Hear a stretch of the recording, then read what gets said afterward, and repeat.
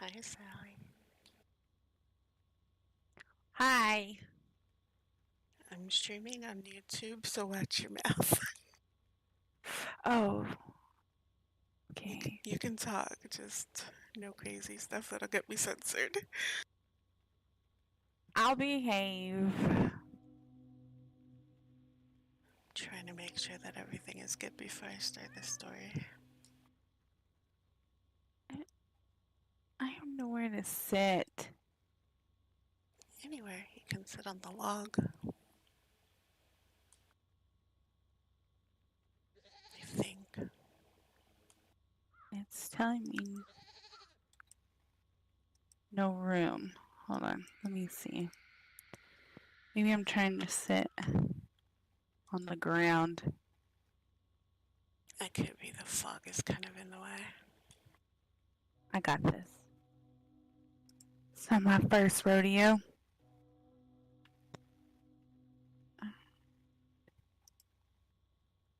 Whoa. Oh. What? No. There we go.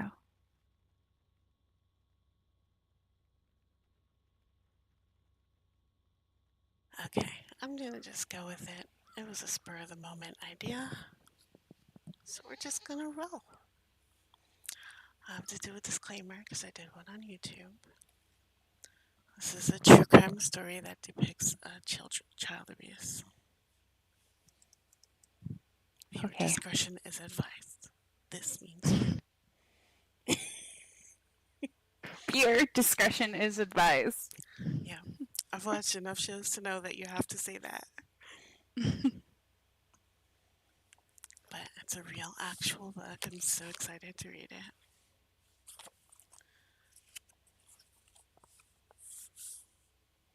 It's called True Crime Stories, Twisted Tales of True Crime, Murders, Disappearances, and Serial Killers. Happy birthday to me. Yes, girl. This is my birthday present from Nicolo. Nice. Here we go. House of Horrors is the name of the story, and it is chapter 1 of my book. Each story is a chapter. A small voice crackles through the line as the 911 operator answers. Jordan Turpin is 17 years old, but the hesitance and fear in her voice disguised her age. When authorities saw her for the first time, they believed she was no older than 10, as she tried to get everything out as quickly as possible. As soon as the operator asks her what the problem is, she launches into a report from hell. Jordan told the 911 operator the most unbelievably cruel conditions in which they lived. Jordan and her 12 siblings held against their will. Some chained and all are starved and severely abused. Their captors are not strangers or psychotic kidnappers. Their perpetrators are their parents. Within minutes, Paris County police officers descend on the house for a welfare check. What they find will be beyond belief and will horrify the world. Louise Turpin met her husband-to-be in the 1980s when she was a very young teenager. David Turpin was already in his 20s, but the age gap meant nothing to either of them, and as soon as Louise turned 16, they married. For Louise, it was a way to escape a severely abusive childhood in which, as her sister would later claim, they were subjected to sexual abuse by their grandfather with their mother's knowledge and consent. In David, Louise likely saw the promise of a stable future. He was smart and successful, earned a good salary as an engineer. In the beginning, Louise's family was welcomed into the Turpins' home to visit. David would fly in her siblings regularly. However, this contact soon started to wane. Within the first 15 years of their marriage, they had 8 children. Louise's visiting siblings would say that although they did not witness anything that they would term abuse in those early years, the Turpins were extremely strict with their children. The outside world saw a picture of wealth and success. To everyone else, it appeared that the family was happy and well-rounded. Louise's in-person contact with her siblings became sporadic, and the family became more isolated. The only window into their lives was the social media posts that Louise would make. Pictures of trips to Disneyland and several vacations to Las Vegas to renew their wedding vows showed smiling children, all meticulously dressed in identical clothes. By 1998, the Tupin family completely cut themselves off from family and friends. The couple would also declare bankruptcy at this time, despite David's above-average salary. Later investigations would indicate that their financial problems were not so much a shortage of money, but rather highly irresponsible and lavish spending by the pair. The children saw none of this lavishness, though. Initially, some of the Turpin children did attend school, but by 1998, the couple decided that they would homeschool the children instead. The family lived in a rural area of Texas for a decade, and their neighbors would later report feeling that something was off about the family. A family who lived closest to the Turpin house allowed their daughter to play with the children on the rare occasion that they appeared in the front yard. The children were filthy, the neighbor said. So dirty that the neighbor thought one child was wearing white gloves until realizing it was a result of the child's hands, only washed up to her wrists, and the rest of her body caked with filth. In her 911 call many years later, Jordan Turpin would admit that her parents had only allowed her and her siblings to bathe once a year.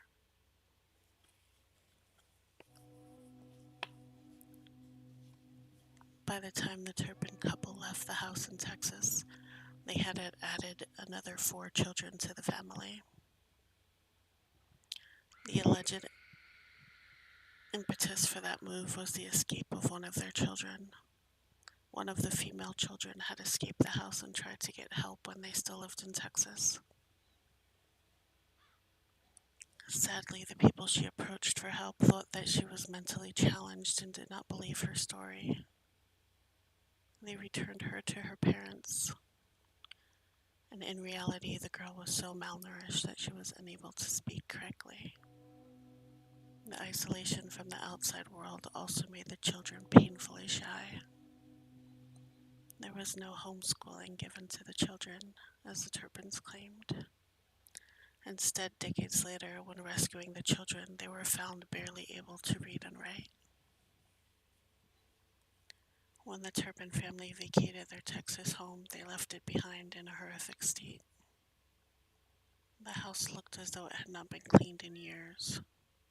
Piles of dirty diapers scattered throughout the living areas, the walls caked in filth, patches of human excrement found on carpets, deceased pets found decomposing within the house.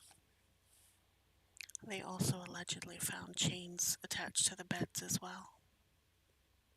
Sadly, the condition of this house only came to light after rescuing the children.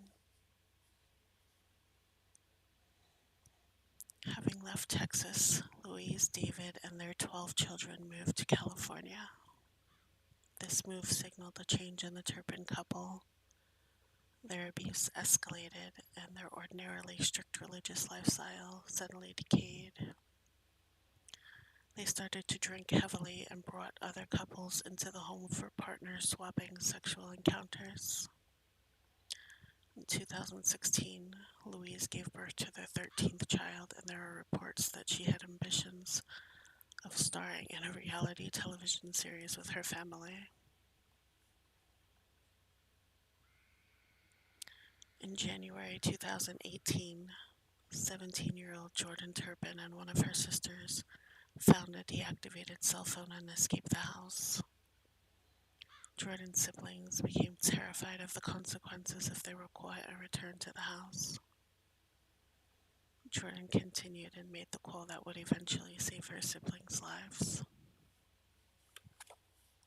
While the true extent of the abuse that the children suffered will likely only come out in trickles as the children begin to heal and work through their trauma, the pieces we do know are horrifying enough, besides forced to live in filthy conditions and denying them schooling. The children were also regularly chained to their beds for hours on end. Stains on their mattresses indicated that they had not been allowed to take bathroom breaks either. The children were beaten and starved. Food deprivation is terrible enough, but their parents took a sadistic step further. They would eat in front of their starving children or place food on the kitchen counters for them to see, but not eat. If any of them ate food without permission, they punished them severely.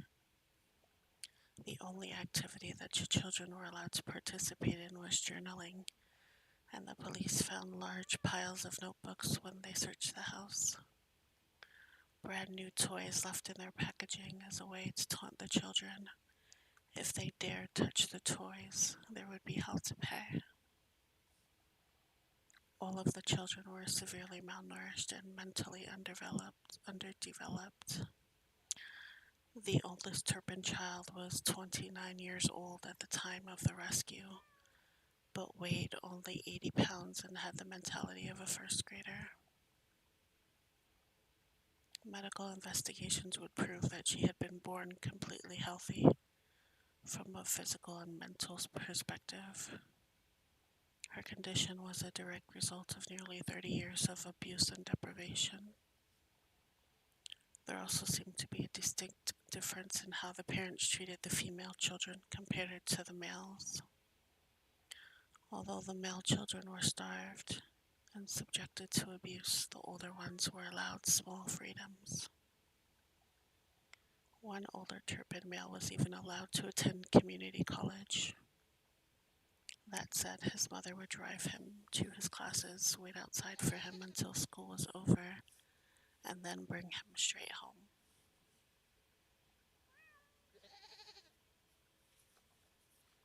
After their rescue, the state took care of the Turpin children, managing their recovery very carefully to ensure they learned to trust the people caring for them. The court charged David and Louise Turpin with 14 different felony counts of false imprisonment and torture. Although they initially protested their innocence in 2019, the couple admitted their guilt and they were each sentenced to 25 years to life in prison. They will have the possibility of parole after serving 22 years of their sentence. The Turpin children continue to make a slow and steady recovery. Although they will likely never achieve their potential should they have had a better start in life, they are certainly making the best of their second chance. One of the most tragic parts of this case is all of the missed opportunities for an earlier rescue. There were red flags everywhere that could have helped the children sooner. While it's easy to look back in hindsight, Texas state surely should have made someone consider whether that was a suitable environment for the children and speak up. The first escape made by one of the children in Texas was another dash chance when the neighbors merely accepted Louise and David's deceitful explanation for their daughter's behavior. Countless neighbors came forward after the rescue to say that they had noticed odd things about the family, yet no one called authorities.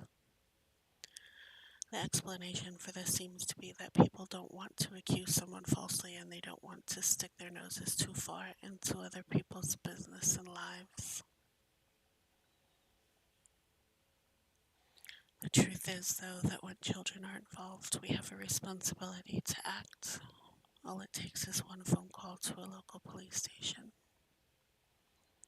The Turpin children will all have very different healing journeys ahead of them.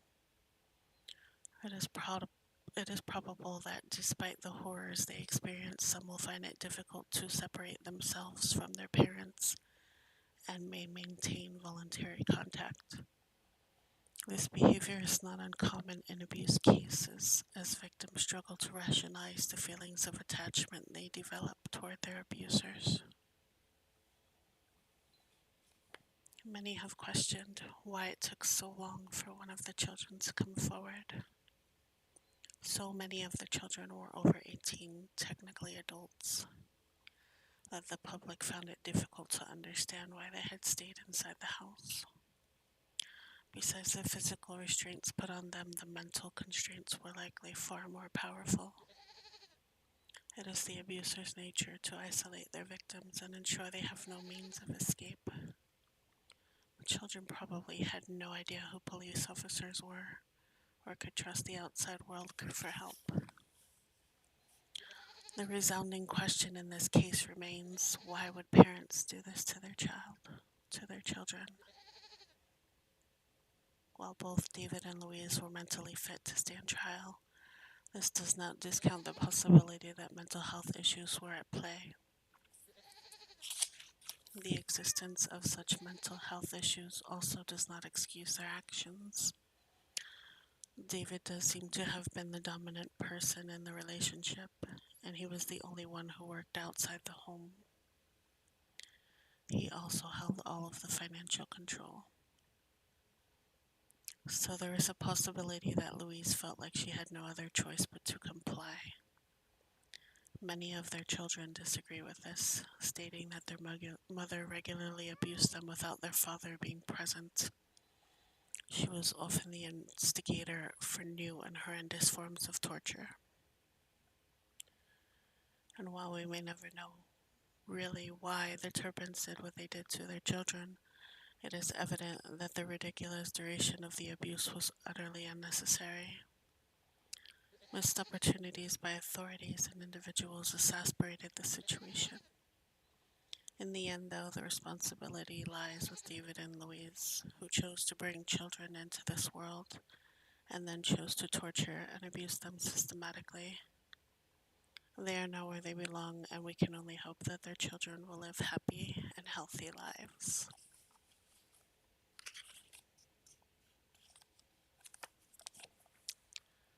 The end. Yikes. So I remember this case. Me too. That's why I was like hesitant to read it, but then I read the story first and I was like, okay, it doesn't get too graphic. We can do this. Right. That one was such a trip because I do remember a lot of those questions circulating. Why didn't those kids leave? Mm-hmm. Why, why did how can a mother and father do that to their kids? And it's sickening. Like, Yeah. those kids didn't know anything else. They didn't know any better. When you don't know anything besides what your parents tell you, I think that it was very brave of that girl to, Yeah. break free. There was a sense in her that was like, this isn't right. We got to stop this. I really wonder, though, how well those kids are doing. Yeah, me too, actually. I could have sworn that was in California. You said Yeah, it Texas, says though. that's where they lived initially, but then they moved to Texas after they got back the Oh, older okay. kid that got free but got brought back home. Okay. Then they moved to Okay. California. Yeah, Paris, California, and Rivers. Yeah. Fucking crazy. That was a good story. Thank you, Vanity. You are welcome. Okay, let's see here. Turpin update. That's right, I Google. Yeah. Turpin siblings spend most of their time living indoors and avoiding other people, and this has helped them cope during the coronavirus pandemic. Like most Californians, they're taking precautionary steps like covering their faces and staying inside as they focus on living their lives during the pandemic that has sickened more than 1,100 Riverside County residents. COVID-19 makes it challenging, but they're in school and just living normal lives. They grew up not going outside, and it's weird for them now, but it's something they're doing okay with. The adult siblings still live in places across Southern California as they assimilate into traditional lifestyles after years of abuse and imprisonment at the hands of their parents, who were sentenced 1 year ago to life in prison.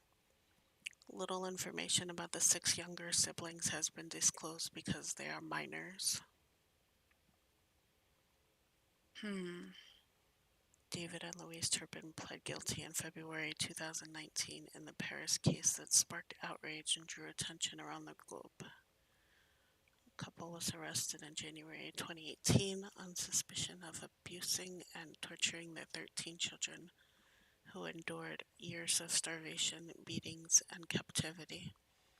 Abuse was so bad that the siblings suffered long-term disabilities that included stunted growth. They were rescued when one of their children, a 17-year-old girl, escaped after 2 years of planning and called authorities using a cell phone she hid from her parents. According to an article released, Riverside County Deputy District Attorney Kevin Beecham said several siblings knew about the escape plan, which was at least a second attempt to flee. Circulated photos show that the family gathering in Las Vegas so David and Louise could renew their wedding vows, and it appears the siblings never forgot the experience.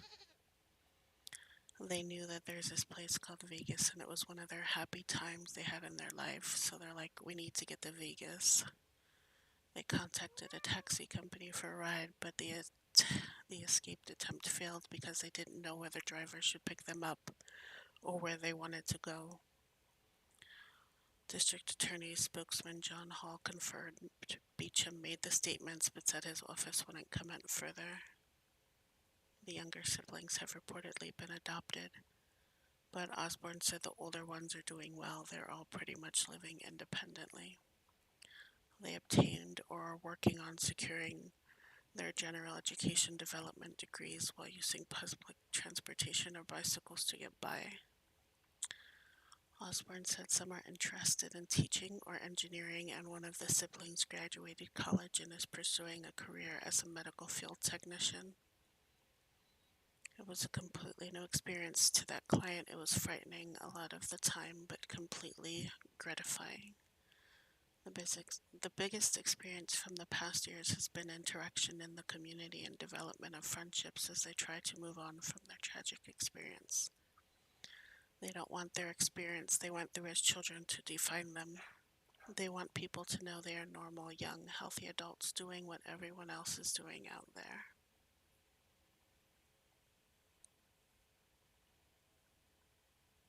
Wow. It's more positive than I thought it would be. Very positive, to be I liked it. honest. It sounds like they are adapting, which is awesome. Yeah, I was worried when I saw Corona. I was like, oh God, they're going to feel trapped up again because they have to stay inside. It's good. I like it. I'll have to start doing that, doing a where are they now Google search before I start this story. Yeah. Yay! Chapter 1, my book. Damn.